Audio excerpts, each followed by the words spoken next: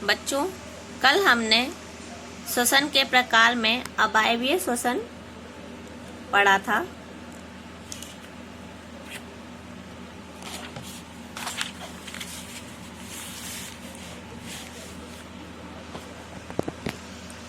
आज हम वायवीय श्वसन पढ़ेंगे। वायवीय श्वसन एरोबिक रेस्पिरेशन, ठीक है। कोशिका के अंदर भोजन से हमें ग्लूकोज प्राप्त होता है ना। भोजन जो हम खाते हैं उसको हम ग्लूकोज में चेंज करके यूज करता है शरीर, ठीक है। तो कोशिका के अंदर ग्लूकोज भोजन ऑक्सीजन का प्रयोग करके कार्बन डाइऑक्साइड तथा जल में विखंडित हो जाता है, ठीक है। जब हम भोजन खाते हैं तो वो ग्लूकोज में चेंज होता है, ठीक है। तो हम जो श्वास लेते हैं, श्वास में हम जो ऑक्सीजन लेते हैं, तो वो ऑक्सीजन हमारे खाने को पचाने के लिए ही तो यूज होती है। तो जब हम खाना खाकर और फिर जब हम ऑक्सीजन लेते हैं तो वो ऑक्सीजन कार्बन डाइऑक्साइड तथा जल में विखंडित हो जाती है। मतलब कार्बन डाइऑक्साइड अलग हो जाती है और जल अलग हो जाता है। यह वायवीय श्वसन कहलाता है और यही क्रिया क्या कहलाती है? वायवीय श्वसन, ठीक है।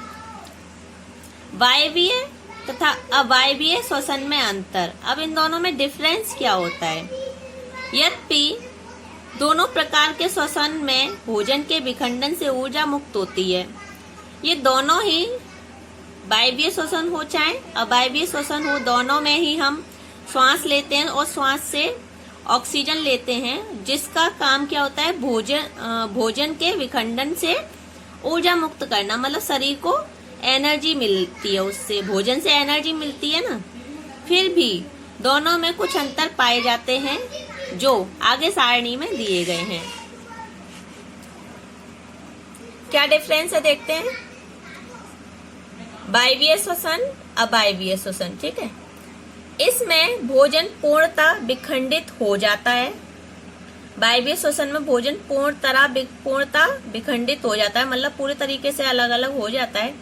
इसमें भोजन आंशिक रूप से विखंडित होता है, ठीक है। यह ऑक्सीजन की उपस्थिति में होता है, यह ऑक्सीजन की अनुपस्थिति में होता है, ठीक है। वायवीय श्वसन में पर्याप्त मात्रा में ऊर्जा मुक्त होती है, ठीक है। पर्याप्त मात्रा में ऊर्जा मुक्त होती है मतलब जितनी एनर्जी चाहिए उस हिसाब से एनर्जी मिलती है। अवायवीय श्वसन में कम मात्रा में ऊर्जा मुक्त होती है, ठीक है। वायवीय श्वसन के अंतिम उत्पाद जल तथा कार्बन डाइऑक्साइड होते हैं।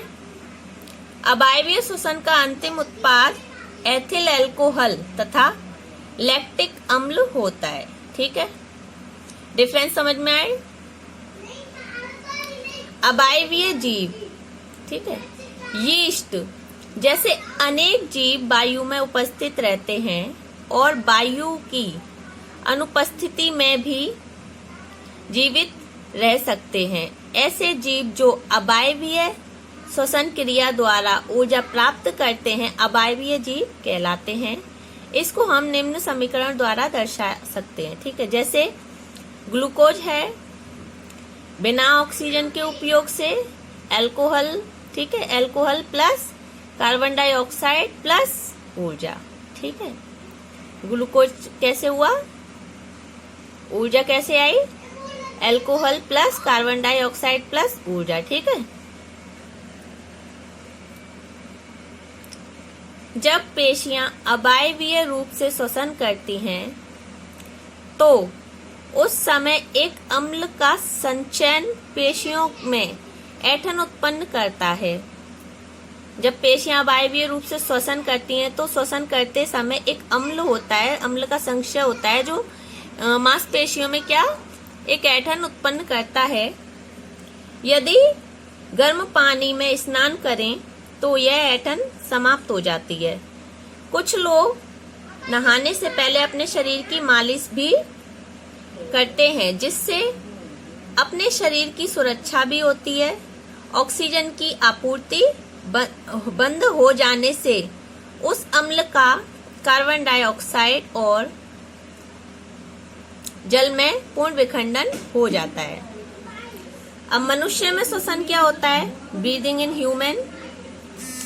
हमारी नाक में छोटे छोटे छिद्र होते हैं, इन छिद्रों में बाल होते हैं। हमारी नाक में छिद्रों और बालों का एक विशेष महत्व है। जब हम सांस लेते हैं और ऑक्सीजन ग्रहण करते हैं तो बाहर की हवा नाक से छन कर हमारे शरीर में प्रवेश करती है, हमें शुद्ध ऑक्सीजन प्राप्त हो जाती है। यदि हमारी नाक में बाल नहीं होते तो हमें ऑक्सीजन लेने में असुविधा होती। ऑक्सीजन के साथ गंदगी या धूल मिट्टी के कण हमारे छिद्रों को बंद कर देते, इससे ऑक्सीजन अंदर नहीं जा पाती। यदि हम थोड़ी देर के लिए अपनी नाक दबाए रखें तो हमें घुटन सी महसूस होने लगती, क्योंकि हमें ऑक्सीजन मिलने में परेशानी होती है।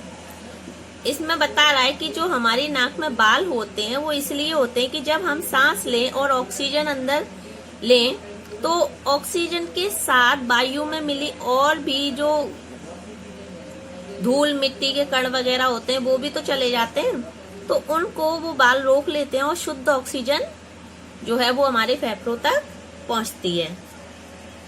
अंतःश्वसन इनहेलेशन क्या होता है?